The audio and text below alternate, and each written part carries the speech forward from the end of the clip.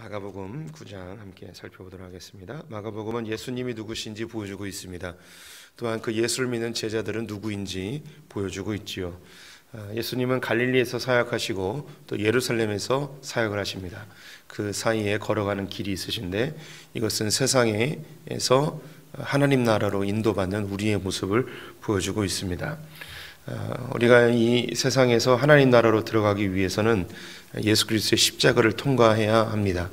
그 십자가를 알게 하기 위해서, 십자가를 통과하기 위해서 제자들을 이끌고 갈릴리에서 예루살렘까지 가시죠. 갈릴리에서 예수님은 하나님 나라 복음을 전하는데요, 하나님 나라가 침노에 들어오자 공중권세 잡고 있던 사단의 세계가 쫓겨나 귀신이 쫓겨나고 질병이 떠나가는 일이 벌어집니다. 예수님의 소문이 온 갈릴리를 넘어서서 데가볼리와 두로와 시돈 지방까지 퍼지게 되어지죠. 예수님은 세 번의 배의 여행을 통해서 자신이 누구이신지 사람들에게 보이게 됩니다. 하지만 이런 역사들과 기적들을 보았음에도 불구하고 제자들은 아직도 깨닫지 못하는 안타까운 모습을 보이게 됩니다. 그래서 이런 깨닫지 못하는 제자들을 이끌고 예수님은 이제 예루살렘으로 가게 되는 것이죠. 그들이 생각했던 예수는 정치적 메시아였습니다. 예수님이 왕이 되면 자신들이 좋은 자리 하나쯤 차지하려는 그런 마음이 있었습니다. 지금 이제 오늘 이제 보았던 예수님 변화산에 올라가는 장면인데요.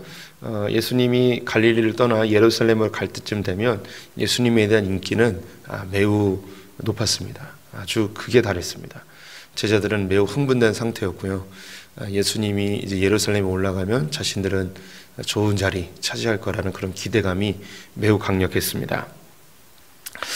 이럴 때 예수님이 이제 제자들을 이끌고 가시는데 제자 갈릴리에서 예루살렘으로 가는 그 첫 번째 장면이 벳세다에서 이제 듣지 못하는 보지 못하는 자를 낫게 하시는 장면이었습니다. 그리고 맨 마지막 예루살렘 직전에 행하셨던 이 사역 역시 눈먼 바디메오의 눈을 치료하시는 장면이죠. 그래서 제자들이 깨닫지 못하고 예수 그리스도를 바라보지 못하는 그 눈을 깨끗게 하시고 눈을 뜨게 하시려는 목적을 보여주고 있습니다.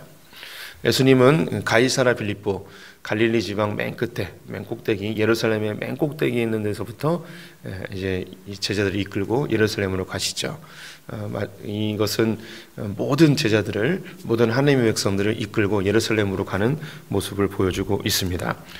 이곳에서 처음으로 공개적으로 자신이 죽을 것과 부활할 것에 대해서 이야기하십니다. 그런데 제자들은 이것을 역시 깨닫지 못하게 되어집니다. 그리고 예수님이 자기 십자가를 지고 나를 따라오는 자는 하나님의 나라를 볼 것이다 라고 이야기하십니다. 그러면서 이제 하나님 나라를 직접 보여주시죠. 오늘 이 9장에서 읽었던 이 장면은 예수님이 가이사랴 빌립보에 가셨을 때에 그 바로 뒤에 헐몬산이 있습니다. 한라산보다 조금 높은데요, 만년설이 있고 이스라엘 사람들은 이곳에서 언제든지 이제 스키를 즐길 수 있는 그런 곳이기도 합니다. 이곳에 이제 베드로와 야고보, 요한만 데리고 따로 올라가셨는데요. 그 한라산보다 높으니까 꼭대기까지 올라갔으리라고 생각되진 않고 중턱까지 올라가셨을까요? 올라가셨는데 그곳에서 하늘이 열리는 장면을 보게 됩니다. 이 모세와 엘리야가 천국에서 내려와 예수님과 대화하시는 장면을 제자들이 보게 되죠. 베드로가 그 모습을 보고 여기가 좋사오니 여기에 초막셋을 짓겠습니다. 모세와 엘리야와 예수님을 위해서 짓겠습니다 라고 합니다. 이 장면은 마치 천국이 있다면 천국과 우리 세계 사이에 이제 커튼이 드리워져 있는데 커튼을 살짝 들치는 모습과 같습니다. 그래서 천국에 있는 그 영광의 빛이 이 땅 가운데 확 퍼져 나오는 모습을 생각하시면 되겠습니다. 이 세상은 어둡고 천국은 빛된 세계예요. 그래서 커튼을 탁 열었더니 그 놀라운 빛이 그 헐몬산에 제자들과 예수님 사이에 확 비춰내리는 모습과 비슷합니다. 이 모습은 성막과 성전에서 보여집니다. 성전에 들어가면 지성소와 그리고 이제 성소로 나뉘어집니다. 그래서 이 지성소는 하나님의 법궤가 있는 곳으로 하나님의 나라입니다. 이곳은 제사장이 1년에 한 번밖에 들어가지 못하죠. 정결하게 하고 이 다리에 끈을 묶고 옷에 구슬을 달고 들어가게 됩니다. 지성소에 들어가서 그가 걸어 다닐 때 방울 소리가 들리는데 방울 소리가 들리지 않으면 그의 부정함으로 죽은 거예요. 그러면 밖에 있었던 제사장들이 이 대제사장을 끌어내야 되는데 그 안에 들어가면 또 죽기 때문에 발에 이제 끈을 묶어서 이것을 끌어내서 시체를 거두는 그런 일을 하였습니다. 성경의 기록 속에는 대제사장 중에 지성소에서 죽은 사람은 한 명도 기록되어 있지는 않습니다. 하지만 이 유대인의 의식서인 미슈나에 보면 구슬을 달고 끈을 묶으라고 이렇게 되어 있습니다. 그런데 여기에 커튼이 있습니다. 마치 제가 방금 이야기한 것처럼 큰 휘장인데요. 휘장을 살짝 열고 이 대제사장이 들어가야 돼요. 또 어떤 기록은 이 커튼이 이중으로 되어 있다고 하는 그런 기록도 있어요. 그래서 커튼을 들추지 않게 마치 이게 리을자로 들어가는 것처럼 두 겹으로 되어 있는데 리을자로 들어가야 된다는 것처럼 기록되어 있는 그런 기록도 있는데 그거는 뭐 알 수는 없고요. 어쨌든 커튼이 뒤집어져 있습니다. 이 커튼을 살짝 들치면 지성소의 영광이 이 성소 밖으로 쏟아져 나오는 그런 그림을 연상하시면 되겠습니다. 빛된 형상으로 바뀌었는데요. 이 모습은 우리가 천국에 가면 바뀌어질 형상입니다. 지금 우리가 갖고 있는 이 육신은 사라지고 고린도전서 15장에 있는 신령한 육체로 우리가 부활하게 됩니다. 이 신령한 육체는 아담과 하와가 범죄하기 전의 모습, 이 오늘 본문에 나와 있는 이 빛된 모습으로 바뀌게 됩니다. 가끔 어린아이가 죽으면 천국 가도 어린아이냐, 나이 늙어서 쭈글쭈글해서 천국 가면 천국 가도 쭈글쭈글이냐, 그러면 언제로 맞춰지냐, 제일 젊었을 때 제일 잘생겼을 때로 바뀌어지냐, 뭐 이런 질문하는 분들이 있는데요. 그런 질문은 의미가 없습니다. 지금 우리 육체는 다 흙으로 돌아가고 우리는 하나님 원래 계획했던 오리지널 이미지, 빛된 형상으로 다 바뀌게 되어집니다. 그럼 그렇게 바뀌면 우리는 서로 어떻게 알아보느냐, 그것도 고민할 필요가 없습니다. 천국은 모든 것을 다 깨닫게 됩니다. 오늘 이 베드로가 모세와 엘리야를 봤습니다. 근데 처음 본 거예요. 처음 봤는데 알아봤어요. 어떻게 알아볼 수 있었을까요? 천국을 가게 되면 모든 걸 알게 됩니다. 그래서 우리의 슬픔, 고통, 과거, 상처 이런 의미를 다 알게 되고 또 천국 가면 예수님을 한 번도 보지 못했잖아요. 근데 알아볼 거예요. 베드로, 바울 다 보면 다 알아봅니다. 왜냐하면 우리가 다 깨닫게 되고 하나님의 근접한 그런 지혜를 얻기 때문에 다 알게 됩니다. 그래서 이 베드로가 천국이 살짝 열렸을 때 보자마자 엘리야이고 그리고 모세인 것을 금방 알게 되죠. 이것은 이 베드로와 야고보, 요한에게 예수님께서 선물로 주신 하나님 나라를 경험하는 자, 주님의 십자가를 같이 통과하면 맡게 되어질 그 부활의 영광, 빛된 형상으로 바뀌어질 그 부활의 영광의 모습을 잠깐 보여주는 것입니다. 특별히 선택되어진 제자들에게 보여주시며 모든 제자들과 모든 크리스찬들에게 십자가를 통과한 자들이 바로 이 하나님 나라를 맛보게 될 것이라는 것을 이제 알려주는 것이죠. 하늘에서 이 소리가 납니다. 이는 내 사랑하는 자요 그의 말을 들어라 이야기합니다. 마가복음은 이 내 사랑하는 자요라는 말이 4번 등장해요. 하나님의 아들이라는 말이 4번 등장합니다. 맨 처음 1장 1절에 하나님의 아들 예수 그리스도의 복음의 시작이다 라고 되어 있습니다. 마가복음의 주제가 예수님이 누구인지라는 걸 보여주는 것이죠. 그래서 4번 반복하고 있어요. 예수님이 세례를 받을 때 내 사랑하는 아들이다 라는 것과 오늘 여기에 또 내 사랑하는 아들이다, 또 맨 마지막에 예수님이 십자가에서 죽으실 때에 로마 군병들이 이는 진정 하나님의 아들이로소이다 라는 말을 합니다. 그래서 이 마가복음은 예수님이 하나님의 아들이라는 것을 반복하여서 강조하고 있죠. 이 이야기를 듣고 깜짝 놀랍니다. 하늘에서 음성이 나니 얼마나 놀랐겠습니까? 그래서 제자들이 내려오면서 막 두려워하면서 내려와요. 그러자 예수님이 하시는 이야기가 인자가 죽기 전까지는 절대 너희들이 본 것을 얘기하지 마라. 그랬더니 주님, 이 죽는다는 것이 도대체 죽었다가 다시 살아난다는 게 뭡니까? 지금 이 상황을 제자들은 도저히 이해를 못합니다. 그러면서 이제 엘리야가 오는 게 뭐냐 이런 것도 묻고요. 그러자 12절 말씀 같이 보시면 이르시되 엘리야가 과연 먼저 와서 모든 것을 회복하거니와 어찌 인자에 대하여 기록하기를 많은 고난을 받고 멸시를 당하리라 하였느냐. 이 제자들이 예수님의 오신 것에 대해서 막 감격해하며 놀라하며 그러는데 이사야서에 있는 인자가 고난받는 것에 대해서는 관심이 없었습니다. 구약에 있는 성경들 중에 자기들이 듣기에 좋은 것, 이스라엘 회복과 또 다윗의 왕조의 회복에 대한 좋은 말들은 마음에 담아뒀는데 예수님의 고난과 죽으심에 대해서 성경에 기록한 것은 그들의 마음속에 두지 않고 있었던 것이죠. 그래서 이제 제자들과 함께 이 헐몬산 변화산에서 내려왔는데 밑에서는 어마어마한 일이 벌어지고 있었습니다. 이것은 마치 모세가 하나님의 율법을 받고 있을 때 밑에서는 금송아지를 만들고 우상 숭배하는 그런 모습과 유사합니다. 밑에서는 귀신 들린 아이를 제자들이 이제 낫게 하기 위해서 열심히 기도하고 있었지만 능력이 나타나지 않았습니다. 예수님이 내려오자 그 귀신 들린 아이의 아버지가 막 하소연을 하면서 당신의 제자들이 이것을 행하지 못했습니다. 당신이 좀 도와주셔야 되겠습니다. 라는 이야기를 하지요. 그때 예수님이 매우 안타까워하시면서 19절 말씀에 대답하여 이르시되 믿음이 없는 세대여 내가 얼마나 너희와 함께 있으며 얼마나 너희에게 참으리요. 제자들이 지금 이 귀신을 쫓아내지 못한 것에 대해서 예수님이 안타까움과 더불어 실망하시고 질책하는 목소리로 제자들을 꾸짖으십니다. 내가 언제까지 너희들과 함께 있어야 되냐, 이 믿음이 없는 세대야 라고 이야기합니다. 지금 이 제자들이 뭔가 잘못하고 있었던 거예요. 제자들이 그 전에 이미 예수님이 제자들을 2명씩 짝지어서 파송하시며 예수님의 권능을 주시면서 하나님의 나라를 선포할 때에 귀신이 쫓겨나고 질병이 치유되어지는 역사를 이미 제자들이 경험을 했습니다. 근데 그때는 했는데 지금은 못하고 있는 거예요. 그러면 이 귀신은 뭐 더 힘이 세서 그러느냐? 그런 것 같진 않아요.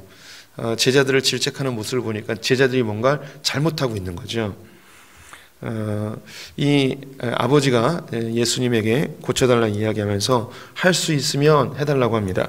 22절 23절에 귀신의 그를 죽이려고 불과 물에 자주 던지나이다. 그러나 무엇을 하실 수 있거든 우리를 불쌍히 여기사 도와주옵소서. 예수께서 이르시되 할 수 있거든이 무슨 말이냐? 믿는 자에게는 능히 하지 못할 일이 없느니라. 곧 그 아버지가 소리를 질러 이르되 내가 믿나이다. 나의 믿음 없는 것을 도와주소서. 이 아이의 아버지가 할 수 있거든 이 아이를 고쳐주십시오 라고 이야기합니다. 그래서 예수님이 우리가 많이 알고 있는 할 수 있거든이 무슨 말이냐, 믿는 자에게는 능치 못함이 없느니라 라는 말씀하시죠. 이 구절은 한국 교회에 아주 잘못 이용되고 있는 대표적인 구절입니다. 그래서 할 수 있거든이 무슨 말이냐, 믿는 자에게는 능치 못함이 없다라는 말을 우리는 어떻게 이해하냐면 내가 할 수 있거든이 무슨 말이냐, 내가 열심히 잘 믿으면 내가 능치 못함이 없다라고 이해합니다. 내가 믿음만 있으면 능치 못함이 없다로 이해하고 있죠. 그런데 이 말의 대상은 내가 아닙니다. 이것은 예수님이시죠. 나에게 할 수 있거든이라고 그렇게 묻는 게 가능하냐? 그렇게 물으면 안 된다. 네가 믿고 있는 나는 뭐든지 할 수 있는 존재야. 그러자 이 아버지가 죄송합니다. 당신이 뭐든지 할 수 있는 것을 제가 믿습니다. 이렇게 돼야 되는 거예요. 여기서 이 말씀의 주체는 예수님이 고쳐줄 수 있는 걸 믿는 거죠. 그런데 이 말씀을 한국교회 성도들은 내가 할 수 있다고 내가 나를 믿는 거예요. 내가 믿음만 있으면 내가 뭐든지 할 수 있다고 이 말씀을 완전히 뒤바꿔서 이해를 하고 있죠. 그래서 우리 성도님들이 할 수 있거든이 무슨 말이냐, 믿는 자에게는 능치 못함이 없느니라, 이 구절을 잘못 사용하시면 안 돼요. 내가 믿는 예수님은 뭐든지 할 수 있다. 내가 예수님을 신실히 믿어야 된다라고 해야 되는 거죠. 그래서 이 기적이나 치유나 문제 해결은 이 믿음이 있는 내가 하는 게 아니고 믿음의 대상이신 예수님이 해주실 것을 기대해야 되는 거죠. 예, 대표적인 이 구절입니다. 또 뭐 우리 성도님들이 한국 교회가 오해하고 있는 대표적인 구절 하나를 더 이야기한다면 빌립보서에 있는 괜히 얘기했네요. 까먹었어요. 내게 능력 주신 자 안에서 내가 모든 것을 할 수 있느니라. 이게 설교는요, 성도님들과 같이 만들어가는 거예요. 내게 능력 주시는 자 안에서 내가 모든 것을 할 수 있느니라. 그래서 성령 받으면 내가 슈퍼맨 되는 것처럼 되는데 그거 아니고 그 위에 가난에도 처하고 부하에도 처하고 풍요에도 처하고 궁핍에도 처하고 이 모든 것을 할 수 있다는 거예요. 어떤 상황에서나 기쁨의 삶을 누릴 수 있다는 게 이 바울의 고백이었는데 우리는 능력 주신 자 안에서 슈퍼맨이 될 수 있다는 그런 구절로 많이 오해하고 있죠. 성경을 잘 봐야 돼요. 그런데 예수님이 그래서 치료해 주시죠. 그러면서 제자들이 묻습니다. 아니 우리는 못했는데 예수님은 어떻게 할 수 있었습니까?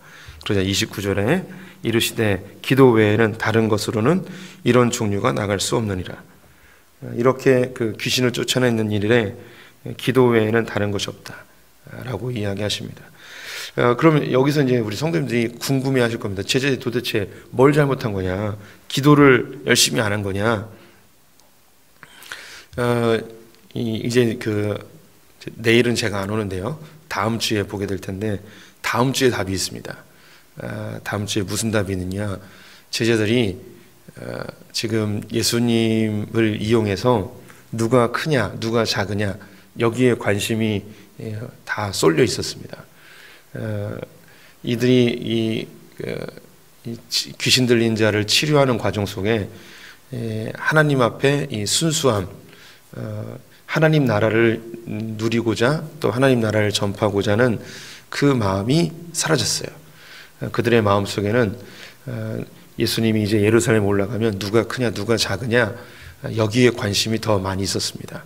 그래서 지금 이 귀신 들려서 아파하는 이 아이에 대한 긍휼에 대한 마음, 또 하나님 나라를 전파하고자 하는 마음, 또 하나님 나라가 임하기를 간절히 소원하는 그런 기도하는 마음이 그들에게 없었어요.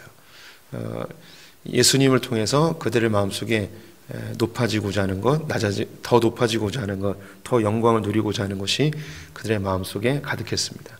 우리로 이야기하면 그 마음에 이제 순수함이 사라진 것이죠. 흔히 이야기하는 것으로 우리 목사님이 변했어, 혹은 타락했어 라는 그런 이야기를 여기서 이제 적용할 수가 있는 것이죠. 저 역시 그렇습니다. 목회자인데요. 그 마음의 그 첫 마음, 순수한 마음, 하나님에 대한 마음이 없으면 그 사역이 잘 일어나지 않아요. 또 이 성도님들하고 대할 때에 하나님 안에서 그 순수한 마음이 사라지면 그 하나님의 사랑이 전달되지도 않고 또 복음이 전달되지도 않는 것을 보게 됩니다. 우리가 예수님을 믿을 때에 하나님 나라를 사모하고 예수 그리스도에 대한 그 순수한 사랑에 우리가 감격해 있다면 우리 안에서 하나님의 은혜가 잘 흘러가게 되어 있습니다. 하지만 이 마음이 이제 어그러지고 하나님 이용해서 뭔가 내가 다른 걸 기대하고 계산하고 있으면 하나님의 능력이 흘러가질 않습니다. 이건 아주 당연한 일이죠. 우리 성도님들이 아주 이제 영민하셔서 이 담임 목사가 타락했는지 금방 압니다. 그러면 우리 목사님 타락한 것 같으면 설교를 해도 은혜가 안 돼요. 그래서 제가 누차 말씀드리는데 저에게 하나님은 성도님들이세요. 하나님은 안 보여요. 근데 우리 성도님들은 금방 알아요. 목사가 잘 가고 있는지 잘못 가고 있는지. 그래서 우리 성도님들이 가끔 이렇게 문자하거나 전화할 때가 있어요. 그러면서 목사님 기도하다가 생각났어요. 그러면서 말씀 하나를 보내줘요. 이 말씀이 목사를 막 치는 말씀이에요. 그럼 알죠. 주님이 나를 치시는구나. 이게 목사님, 이 성도님들이 참 하나님의 선지자들이에요. 제가 농담 같죠? 아니에요. 진짜예요. 그래서 성도님들이 가끔 이렇게 문자 와요. 기도하다가 목사님 생각났다고. 그러면 그게 그 사랑스러운 생각이 아니에요. 그러면 저도 이제 깨닫죠. 근데 저도 저를 알죠. 근데 하나님이 성도님들 통해서 저에게 실제로 메시지를 전해 주실 때가 종종 있습니다. 그럼 이게 너무너무 감사하죠. 이걸 우리 성도님들이 이걸 진짜 제가 이렇게 얘기하는데 전달이 되는지 잘 모르겠어요. 진짜 그래요, 진짜. 제가 뭔가 약간 흔들리고 뭔가 정신 못 차리고 그러면 하나님이 정확하게 우리 성도님들 통해서, 같은 사람은 아니에요, 다른 분들이에요. 근데 그때마다 정확하게 저를 깨우시는 말씀들 줄 때가 있습니다. 우리 성도님들 저에 대한 뭔가 생각이 나시면 바로 문자를 주세요. 그러면 제가 뭔가 이게 깨어 있어야 될 때인 것 같습니다. 제자들이 능력이 안 나타났어요. 주님이 기도하래요. 그런데 이 기도가 단지 문제를 해결하기 위한 기도, 능력이 나타나는 기도가 아니라 그들이 예수 그리스도가 누구인지에 대해서 잘 모르고 있었어요. 그들은 많은 기적들을 보았음에도 불구하고 아직도 깨닫지 못하고 있었고요. 또 변화산에서 예수님의 그 변화된 모습과 하나님의 음성을 들었음에도 불구하고 제자들은 예수님이 누구인지 알지 못했습니다. 예수님이 누구인지 알지 못하는 상황 속에서 능력을 나타내려 하니 그 능력이 당연히 나타나지 않는 것이죠. 우리가 능력 있는 삶, 하나님의 나라의 그 풍성함을 누리기 위해서는 예수님이 누구인지 정확하게 알아야 돼요. 예수님은 나의 문제 해결과 소원 성취를 위해 존재하는 분이 아닙니다. 예수님은 나를 죽이고 나를 완전히 새롭게 만드는 분이에요. 우리가 그리스도와 함께 십자가에 못 박혀 죽으면 이전 것은 지나가고 보라 완전히 새롭게 되어지는 그런 존재가 됩니다. 우리가 예수 그리스도와 함께 완전히 새롭게 되었을 때 하나님 나라를 누리게 되고 우리의 기도가 능력이 돼서 예전과 전혀 다른 삶을 살게 됩니다. 이미 우리 성도님들은 예전과 많이 다른 삶을 살고 계십니다. 지금보다 더 풍성히 주님께서는 30배, 60배, 100배의 열매를 누리기를 원하십니다. 이것을 위해서는 뭘 해야 되는가? 예수님이 누군지 정확히 아셔야 돼요. 예수님은 하나님의 아들이십니다. 예수님 우리의 죄를 위해 이 땅에 오셨습니다. 그분의 십자가를 통해 우리는 완전히 새로운 존재가 되었고 우리 하나님의 자녀가 되어서 이 땅의 것이 아니라 하나님의 것으로 사는 존재들이 되어집니다. 소풍의 성도님들, 예수를 더 깊이 알아 하나님 나라를 풍성히 누리시기를 축원드립니다. 기도하겠습니다.